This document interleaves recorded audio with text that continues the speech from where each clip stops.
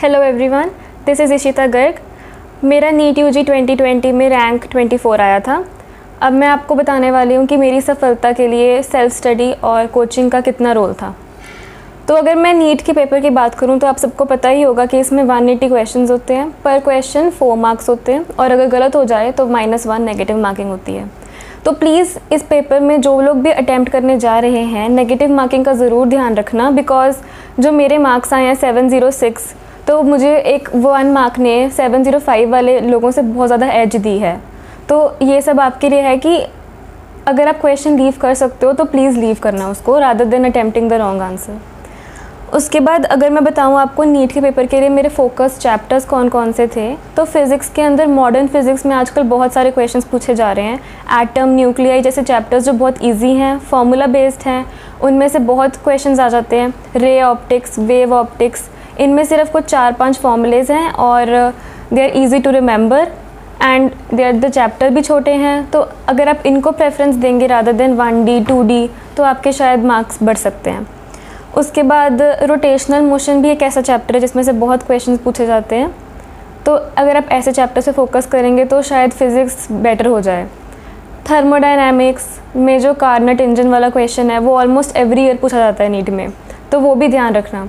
उसके बाद फ़िज़िक्स की तैयारी के लिए जितने भी नीट के प्रीवियस 10 पेपर हैं, 10 ईयर्स के पेपर्स हैं, उनके क्वेश्चन ज़रूर सॉल्व करें। उससे आपका कॉन्फिडेंस लेवल ही अलग हो जाएगा, बिकॉज आपने नीट बेसिस के क्वेश्चन सॉल्व कर लिए होंगे और आपको फिर एग्जैक्ट पेपर में इतनी प्रॉब्लम नहीं आएगी। और फिज़िक्स की जो स्पीड इम्प्रूवमेंट की रही बात है, तो उसके लिए प्लीज़ ट्राई करें कि आप घर पे कोई भी मॉक टेस्ट दे रहे हैं या कोई प्रैक्टिस पेपर सॉल्व कर रहे हैं तो ये ज़रूर देखना कि आपके 45 मिनट्स में कितने क्वेश्चंस हो पा रहे हैं।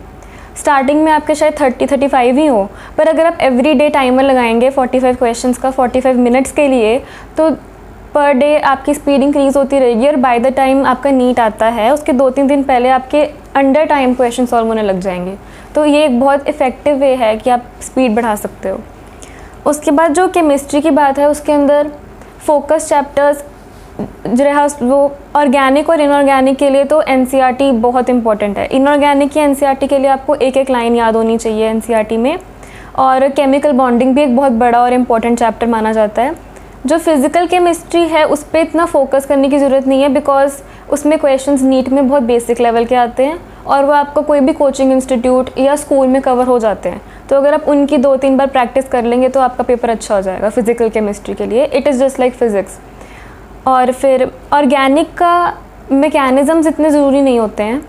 जो आपको कोचिंग सेंटर में इतनी सारी रिएक्शंस कराते हैं उनसे कंफ्यूज होने के बजाय आप अपनी एनसीईआरटी उठाइए और उसमें जितनी भी नेम्ड रिएक्शंस हैं और जितने भी रिएक्शंस के मैकेनिज़म्स एनसीईआरटी में गिवन है उसको अच्छे से याद कर लीजिए। बिकॉज जितने भी अगर एनसीईआरटी में कोई रिएक्शन का इंटरमीडिएट गिवन है तो उसी पे क्वेश्चन बनेगा। कोई आलतू फालतू क्वेश्चन या बाहर से कोई रिएक्शन जनरली नीट में आजकल नहीं पूछी जा रही है, तो इससे आपका केमिस्ट्री में बहुत इम्प्रूवमेंट हो जाएगी। और केमिस्ट्री के लिए मैं एक बुक ज़रूर बताना चाहूँगी जो आप नीट के सिर्फ 1 और 2 मंथ्स पहले भी सॉल्व कर सकते हैं, MTG की एनसीईआरटी फिंगर टिप्स। वो केमिस्ट्री के लिए मुझे लगता है बहुत ज़रूरी है, बिकॉज वो केमिस्ट्री का हर एक टॉपिक से 4-5 क्वेश्चन आपको दे देती है जो एनसीईआरटी में लिखे होते हैं और आप इतना ध्यान नहीं देते हैं। केमिस्ट्री में कुछ ऐसे भी चैप्टर्स हैं, for example purification, isolation of metals, वो metallurgy and biomolecules, chemistry in everyday life, polymers, जिनको हम बहुत छोटा और मानते हैं और इग्नोर कर देते हैं जनरली ये इंस्टीट्यूशंस में भी इतने अच्छे से पढ़ाए नहीं जाते हैं, पर ये नीट पॉइंट ऑफ व्यू से बहुत ज़रूरी है। बिकॉज हमारे पेपर में इस साल ऐसे हर एक चैप्टर में से एक क्वेश्चन ज़रूर आया था। तो रादर देन आप बड़े बड़े चैप्टर टैकल करें, मोल कंसेप्ट टैकल करें, आपको नहीं पता उनमें से कैसे क्वेश्चन आएंगे। तो ये छोटे छोटे चैप्टर्स हैं, रट्टे वाले चैप्टर्स हैं, ये बहुत स्कोरिंग हो जाते हैं और आपके वो 5 क्वेश्चन सीधा सही हो जाते हैं। मैंने ऐसे बहुत इंटेलिजेंट बच्चे देखे हैं जिनका प्योरीफिकेशन चैप्टर के क्वेश्चन गलत हो रहे हैं, जेईई मेन में भी और नीट में भी। तो एटलीस्ट वो गलती ना हो तो आप वो एनसीईआरटी से कवर अप कर सकते हैं। उसके बाद बायोलॉजी में आजकल जेनेटिक्स, बायोटेक्नोलॉजी जैसे चैप्टर्स को बहुत प्रेफरेंस दी जा रही है। एवोल्यूशन है, इकोलॉजी है, ये ऐसे चैप्टर्स हैं जो एनसीईआरटी के बाहर नहीं पूछता है कोई। तो अगर आप उसका एक्स्ट्रा इन्फॉर्मेशन में टाइम वेस्ट ना करके एनसीईआरटी को ही 10-15 बार रिवाइज कर लेंगे पेपर से पहले, तो वो कॉन्फिडेंस लेवल ही अलग होगा। उसके बाद आप बायो के लिए जो +1 और +2 के NCERT वो तो याद करेंगे ही। ज़्यादा कोई बुक्स फॉर एग्जांपल ट्रूमैन वगैरह करने की कोई ज़रूरत नहीं है, बिकॉज इतना हाई लेवल आजकल नीट में नहीं आ रहा है, तो वो उल्टा टाइम भी वेस्टेज बहुत हो जाती है और उतना गेन भी नहीं होता है, वो याद भी नहीं रहता। और जो फिज़िक्स के फॉर्मूलेज हैं वो बहुत ज़रूरी हैं, तो आप एक सेपरेट नोटबुक में या पेजेस पर सारे चैप्टर्स के फॉर्मूलेज लिख लीजिए, +1 के भी +2 के भी। और अगर आप रोज़ रात को सोने से पहले वो रोज़ रिवाइज़ करेंगे 1-1, 2-2 चैप्टर, तो आपकी फ़िज़िक्स में स्पीड बहुत इंक्रीज़ हो जाएगी, बिकॉज आपको क्वेश्चन पढ़ने के बाद सोचना नहीं पड़ेगा कि ये कौन से चैप्टर का था या इसमें क्या फॉर्मूला लगाऊँ, बिकॉज आपको वो एकदम स्ट्राइक हो जाएगा। और जब भी आप पेपर सॉल्व कर रहे हैं, आप पहले क्वेश्चन पढ़िए ध्यान से। अगर 1 मिनट दे रहे हैं आप एक क्वेश्चन को, तो उसमें से मोर देन 30 सेकेंड्स आपने क्वेश्चन को ध्यान से रीड करना है, बिकॉज पेपर अगर इजी लेवल पे आता है तो आप इनकरेक्ट को करेक्ट नहीं पढ़ सकते हैं, ऐसी गलतियां अवॉइड ही करनी चाहिए। तो आप क्वेश्चन में बल्कि अंडरलाइन कर लीजिए, कहीं पे नॉट करेक्ट पूछा है तो आप नॉट वर्ड को ज़रूर अंडरलाइन करिए, ताकि आप गलत अटैम्प्ट ना करके आएँ। तो इसीलिए क्वेश्चन पर ज़्यादा ध्यान दें, और फिर आपको पता चल जाएगा, आपकी स्पीड भी बढ़ जाएगी और आप जल्दी सॉल्व भी कर लेंगे उसको। उसके बाद जो फिज़िक्स में मैं बुक्स रेकमेंड करने के लिए मैं ये कहना चाहूँगी कि अपने कोचिंग वाले क्वेश्चंस को ही 4-5 बार करिए। मैंने तो सिर्फ अपने कोचिंग वाली मॉड्यूल्स को और जो वो असाइनमेंट्स देते हैं उनको ही बार बार करा था। जो HC वर्मा जैसी बुक्स हैं वो थोड़ी हाई लेवल की होती हैं और काफ़ी बच्चों से नहीं सॉल्व हो पाती हैं, तो आपको डीमोटिवेट होने की कोई ज़रूरत नहीं है अगर आपसे सॉल्व नहीं हो रहा है। आप अगर नॉर्मल अपना कोचिंग वाला पढ़ेंगे तो जिस हिसाब से नीट का लेवल है आपका अच्छा हो जाएगा। जो बायोलॉजी की NCERT है, उसकी NCERT को पढ़ने का मतलब ये नहीं है कि NCERT पढ़ ली है, एक एक लाइन एक एक वर्ड उसका याद होना चाहिए, क्योंकि ऐसे बहुत कंट्रोवर्शियल क्वेश्चंस आए हैं जो NCERT में कुछ और लिखा था और आपको पढ़ाया कुछ और गया था। तो प्लीज़ NCERT पे ध्यान दीजिएगा। और रोज़ की सेल्फ स्टडी की बात रही है तो थ्रू आउट लॉकडाउन भी मैंने 10 आवर्स रोज़ पढ़ा है, तो वो याद रखना कि आपकी कंसिस्टेंसी की है इसमें। अगर आप कंसिस्टेंट हैं तो आप बेटर कर सकते हैं।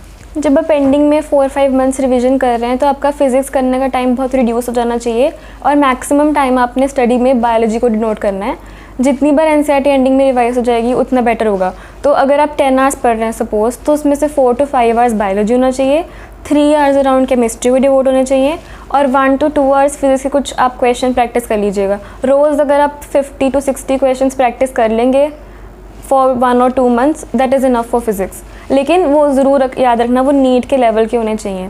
ये JEE मेन के प्रीवियस पेपर्स आजकल सॉल्व करने का कोई ज़्यादा इंपॉर्टेंस नहीं है, तो इसीलिए प्रीवियस पेपर ज़रूर सॉल्व करें। नीट के पहले 1 or 2 मंथ्स में आप प्लीज़ एक ऑनलाइन टेस्ट सीरीज़ ज्वाइन कर लीजिएगा, और ट्राई करिए कि आप एवरी वीक एक मॉक टेस्ट ज़रूर दें। ट्वाइस अगर 2 बार दे सकते हैं तो वो और भी अच्छी बात है।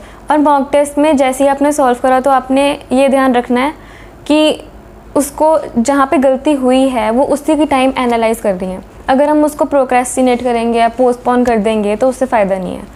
और अगर आप कोई भी चैप्टर रिवाइज़ करने का सोच रहे हैं तो सबसे पहले वो पार्ट पढ़िएगा चैप्टर का जो आपको नहीं आता है या जिसमें आपकी गलतियाँ होती हैं, जो आपका वीक पॉइंट है। बिकॉज अगर आप रिवाइज़ करेंगे, आप स्टार्टिंग से शुरू कर देते हैं जो चीज़ें आपको ऑलरेडी आती होती हैं, तो वो आप 4 to 5 आवर्स एक चैप्टर पे वेस्ट ही कर रहे हैं। तो अगर आप 2 आवर्स भी एक चैप्टर पढ़ते हो तो स्टार्टिंग में अगर आप टफ़ वाला पोर्शन पहले पढ़ लोगे तो आपको जो आसान है वो तो आता ही है, तो इसीलिए आपकी वो तैयारी अच्छी हो जाएगी और रिवीजन भी फास्ट हो जाएगी। और जो रिवीजन में NCERT पढ़ने का एक और तरीका है, आप अपना पेन पकड़िए और एवरी वर्ड आप साथ साथ में चलाइए उसको। कोई भी वर्ड, कोई भी लाइन नहीं मिस होनी चाहिए, इनफैक्ट समरी भी मिस नहीं होनी चाहिए। जस्ट बायो की NCERT नहीं, समरी भी नहीं मिस होनी चाहिए। और ये जो चैप्टर्स थे हमारे केमिस्ट्री में, सरफेस केमिस्ट्री, पॉलीमर्स, इनका हर एक टेबल आपकी पूरा याद होना चाहिए। कोई भी एग्जाम्पल NCERT की नहीं छूटनी चाहिए, बाहर का कोई ज़रूरत नहीं है, कोई भी NCERT की एग्जाम्पल कुछ भी नहीं छूटना चाहिए। और जो फिज़िक्स की NCERT है वो इतनी इंपॉर्टेंट तो नहीं है, लेकिन आप बैक एक्सरसाइजेज ज़रूर सॉल्व कर सकते हैं। बैक एक्सरसाइजेज में जहाँ तक है, जो एडिशनल एक्सरसाइजेज होती हैं वो जनरली JEE लेवल की होती हैं, तो वो अगर आप ना भी करें तो चलेगा। जो स्टार्टिंग के 20 कुछ क्वेश्चंस होते हैं वो नीट लेवल के होते हैं, तो वो आप NCERT के लिए सॉल्व कर सकते हैं। और जहाँ तक बोर्ड्स की प्रिपरेशन का सवाल है तो वो भी NCERT लेवल पर ही होता है, तो वो नीट के साथ साथ हो जाती है। तो मेरी जो फ्यूचर एस्पिरेंट्स हैं उनके लिए यही रिक्वेस्ट है कि प्लीज़, आजकल पेपर बहुत ईजी आ रहा है, तो स्टूपिड मिस्टेक्स कंट्रोल करें। आपके हर एक पेपर में जो अमाउंट ऑफ सिली मिस्टेक्स हैं वो कम होनी चाहिए। नंबर ऑफ़ मॉक टेस्ट ज़्यादा दें ताकि आप उनसे ज़्यादा कुछ सीखें। और NCERT पे बहुत ज़्यादा जोर होना चाहिए। केमिस्ट्री की NCERT जनरली बहुत निगलेक्टेड मानी जाती है, तो वो नहीं होना चाहिए। केमिस्ट्री की NCERT बहुत इंपॉर्टेंट है, बल्कि मैंने तो वो 5-6 बार पढ़ी हुई है। पूरी की पूरी। तो ऐसे नहीं होना चाहिए कि आपने एक बार पढ़ लिया तो पढ़ लिया, अच्छे से उसको पढ़ना है एनसीईआरटी को, और कोई मिस्टेक नहीं करके आनी है। और एक हाँ, सेल्फ़ कॉन्फिडेंस आपका बहुत हाई होना चाहिए पेपर में।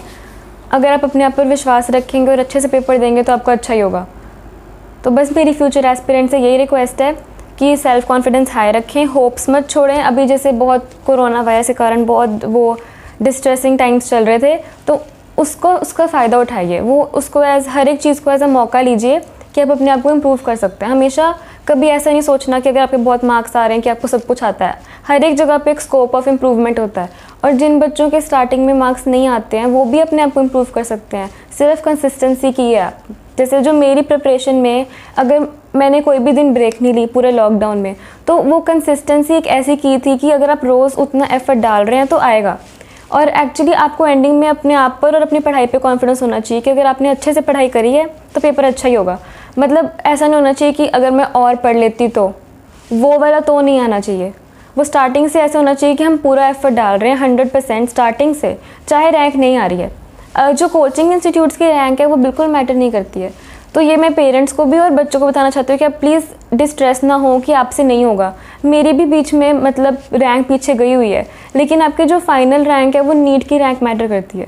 तो आप जितना अपने आप को इम्प्रूव कर सकते हैं उतना इम्प्रूव करें। एनसीईआरटी बेस पढ़ें प्लीज़, बिल्कुल बाहर की बुक्स ट्रूमैन वगैरह पे बिल्कुल ध्यान ना दें। वो सारी MBBS लेवल की बुक्स हैं जो आपने आगे पढ़ना है, आपने कोई BSc नहीं करनी किसी सब्जेक्ट में। तो जो नीट प्रिस्क्राइब करता है सिलेबस वो करें, प्रीवियस पेपर सॉल्व करें, और अपने आप पर कॉन्फिडेंस हाई रखें पेपर में, और अपने आप को रोज़ पॉजिटिविटी से मोटिवेट हों ताकि आप कभी नेगेटिव थॉट्स नहीं आनी चाहिए। ये सोशल मीडिया बहुत ऐसी चीज़ है जो बहुत मतलब प्रॉब्लमेटिक है, तो सोशल मीडिया से ज़रूर दूर रहें पूरे 2 इयर्स, मतलब बिकॉज यही आपके आगे लाइफ बना सकते हैं। तो जो आप करने जा रहे हैं उसकी इम्पोर्टेंस को समझिए और सोशल मीडिया से बिल्कुल दूर रहें। जो भी आपको डिस्ट्रैक्शन लगता है उसको एकदम दूर कर दीजिए, और कल से नहीं आज से शुरू करिए तैयारी, और आपका अच्छा हो जाएगा। Thank you.